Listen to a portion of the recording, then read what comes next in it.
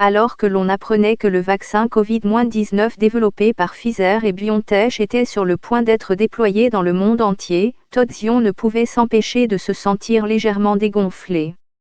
Nous sommes en novembre 2020, et pour la première fois, le cycle des nouvelles apporte de l'espoir dans la lutte contre le Covid-19. Non seulement Pfizer-BioNTech, mais aussi Moderna et Oxford-AstraZeneca ont annoncé des résultats d'essais cliniques de phase 3 pour leurs vaccins, avec des efficacités qui dépassent les attentes des scientifiques les plus optimistes. Il s'en est suivi une avalanche d'accords politiques et de diplomatie vaccinale, les dirigeants du monde entier se bousculant pour être les premiers à mettre la main sur les nouveaux vaccins. Si M. Zion, entrepreneur et directeur général d'une petite start-up appelée Axton Bioscience, était personnellement soulagé que le vent tourne contre la pandémie mondiale, il avait la tâche peu enviable d'essayer de convaincre ses employés que leur dur labeur n'avait pas été vain. 9 mois plus tôt, Axton Bioscience avait rejoint la course mondiale au vaccin en tant que l'une des 40 équipes en lice pour développer le premier vaccin Covid-19 au monde. Aujourd'hui, comme des dizaines d'autres, elle a été battue à plate couture par la vitesse et l'efficacité des technologies de ses rivaux, qui ont achevé les essais cliniques alors que leurs propres produits étaient encore en cours de développement. Mais Zion pense toujours que la course est loin d'être terminée. Ces vaccins m'ont énormément aidé, mais si vous êtes un innovateur, vous savez que les produits qui arrivent en premier ont tendance à présenter de nombreux problèmes qui ne sont pas durables, dit-il. C'est pour cette raison que je suis resté motivé. Mais c'était un peu un défi en tant que petite entreprise de continuer à développer notre vaccin alors que la plupart du monde pensait que le problème était résolu. 12 mois plus tard, Axton Bioscience fait partie d'une pléthore de sociétés qui espèrent amener une deuxième génération de vaccins Covid-19 en clinique au cours des 18 prochains mois. Les défis sont nombreux. Plusieurs matières premières vitales pour les vaccins sont aujourd'hui désespérément rares et, plus de 2 ans après le début de la pandémie, les entreprises doivent convaincre les autorités réglementaires que de nouveaux produits sont encore nécessaires. Mais ils s'accompagnent d'une série de nouvelles innovations. De la société française de biotechnologie Valneva, dont le vaccin contient un adjuvant, un produit chimique ajouté au vaccin pour renforcer la réponse immunitaire destinée à susciter une meilleure réponse immunitaire chez les personnes âgées, à la société californienne Vaxart, qui met au point un vaccin sous forme de pilule qui pourrait résoudre le problème de la phobie des aiguilles. Chaque vaccin de deuxième génération a ses propres marchés cibles spécifiques. En outre, l'émergence de nouvelles versions mutées du virus Covid-19 au cours de l'année écoulée, telles que les variants Delta et maintenant Omicron, a créé un besoin potentiel pour différentes technologies qui pourraient être en mesure de fournir une réponse immunitaire plus robuste et plus étendue. Nous disposons de données indiquant que la réponse du système immunitaire à une infection naturelle, mais aussi à la vaccination, s'affaiblit avec le temps, explique Andrew Ustianowski, responsable clinique du programme de recherche sur le vaccin Covid du National Institute for Health Research du Royaume-Uni. Nous pouvons constater que les réponses en anticorps et, dans une certaine mesure, les réponses en lymphocytes T diminuent avec le temps. Ainsi, l'un des espoirs des vaccins de deuxième génération est qu'ils puissent nous offrir une protection pendant une période plus longue que ces premiers vaccins. Les exigences strictes en matière de réfrigération pour de nombreux vaccins de première génération ont également posé d'importants problèmes pour atteindre de nombreuses communautés parmi les plus pauvres du monde. Par exemple, à l'heure actuelle, seuls 28% de la population indienne sont entièrement vaccinés. Axton Bioscience a récemment reçu l'autorisation de mener un essai clinique de phase 2/3, la deuxième étape des tests sur l'homme, pour vérifier la sécurité et l'efficacité d'une intervention en Inde au cours de l'année prochaine. On espère que la nature de son vaccin, qui peut être conservé à température ambiante pendant au moins 6 mois, pourrait permettre d'atteindre des régions dont les infrastructures nécessaires au stockage et au transport de vaccins moins stables sont limitées. En tant que tel, bien qu'il ne soit pas disponible à grande échelle avant 2023, Zion est convaincu qu'il est toujours très pertinent dans la lutte contre le Covid-19. Nous venons de signer un accord de licence et de développement de la fabrication avec une société indienne, dit-il. Ils ont environ 100 pays sur leur liste qu'ils ciblent, principalement en Asie du Sud-Est, au Moyen-Orient et en Afrique subsaharienne. Nous considérons que les vaccinations primaires représentent toujours une opportunité dans certaines des régions les moins bien desservies. Au début de l'année 2020, Philippe Dubovsky travaillait pour AstraZeneca lorsqu'il a entendu parler d'une autre société pharmaceutique appelée Novavax, qui développait une méthode particulièrement inventive pour créer un vaccin contre la grippe. Les scientifiques de la société avaient découvert un adjuvant puissant appelé Matrix M, qui provient de l'écorce interne de l'arbre à savon chilien, Quillia saponaria. Lors d'un essai de phase 3, généralement la dernière étape des tests initiaux, impliquant un grand nombre de personnes, il a non seulement produit une réponse en anticorps plus forte que les vaccins antigrippaux existants, mais il a également fourni une protection croisée contre plusieurs souches de grippe. Dubovsky a été intrigué, à tel point qu'en juin 2020, il a rejoint Novavax en tant que directeur médical, travaillant sur le vaccin Covid-19 de la société. Ce dernier est récemment devenu le premier des vaccins de deuxième génération à être mis sur le marché, recevant initialement une autorisation d'urgence en Indonésie et aux Philippines. Monsieur Dubovsky a estimé que le développement de cette technologie qui associe l'adjuvant Matrix M à un vaccin plus traditionnel à base de protéines serait toujours plus long que celui des méthodes à base d'ARN messager, AR nanomètres et d'adénovirus, qui ont constitué la première vague de vaccins Covid-19. Toutefois, selon lui, le fait d'être arrivé un peu plus tard dans la soirée a peut-être donné à Novavax certains avantages. Alors que les essais cliniques de Novavax étaient en cours, de nouveaux variants du Covid-19 ont commencé à apparaître, ce qui leur a permis de prouver que leur vaccin était toujours efficace contre une série de souches différentes. Jusqu'à présent, ces données montrent que son vaccin est efficace à 93% contre les variants alpha et bêta, bien qu'aucune efficacité n'ait été publiée pour la souche dominante delta et qu'il soit encore trop tôt pour dire s'il sera efficace contre Omicron. Selon Madame Dubovsky, comme pour le vaccin contre la grippe de Novavax, l'utilisation de l'adjuvant signifie que le vaccin stimule la production d'anticorps neutralisants de meilleure qualité.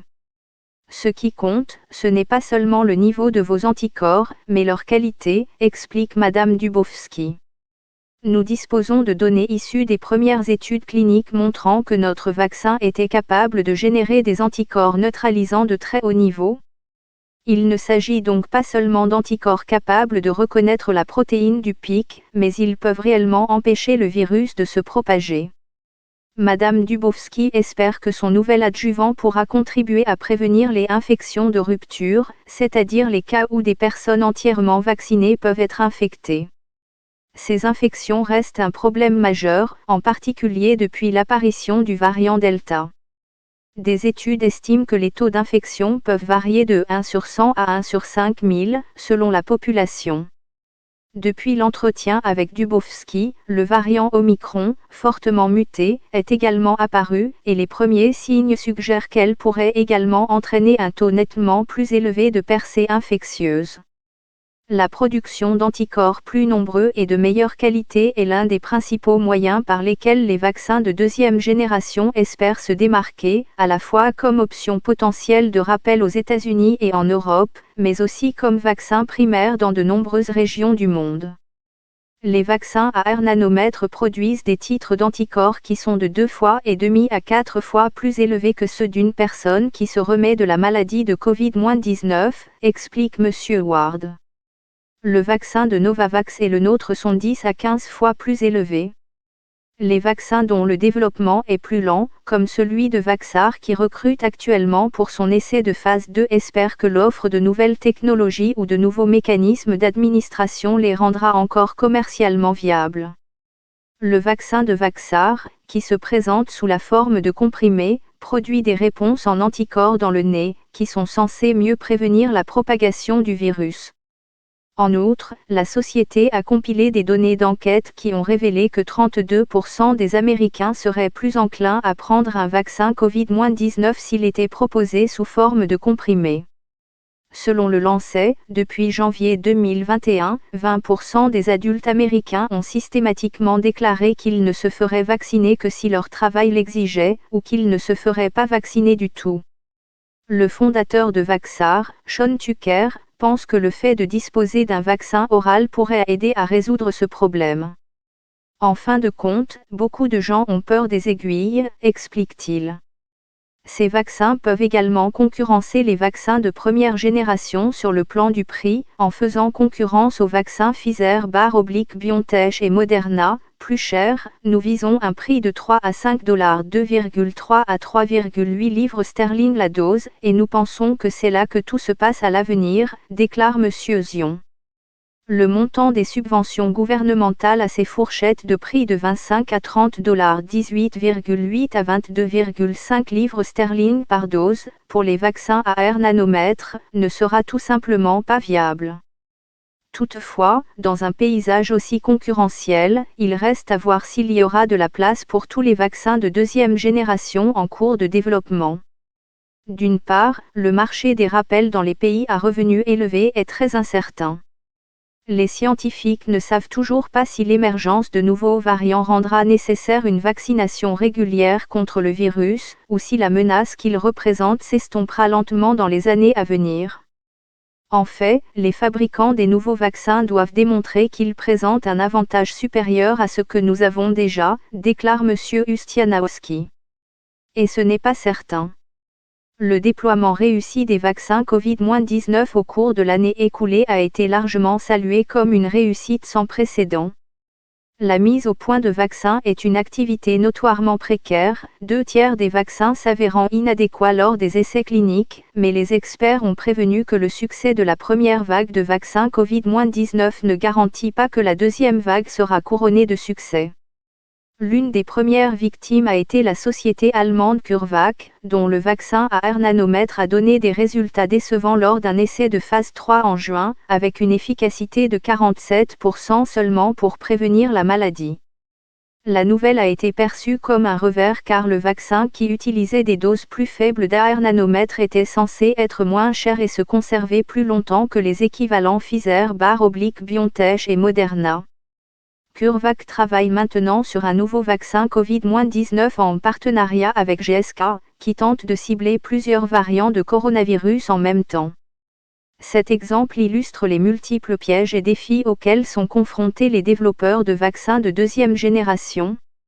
De nombreuses entreprises constatent déjà que le chemin vers l'approbation réglementaire est beaucoup plus ardu, la Food and Drug Administration américaine ayant annoncé qu'il n'y aurait plus d'autorisation de vaccins à usage d'urgence.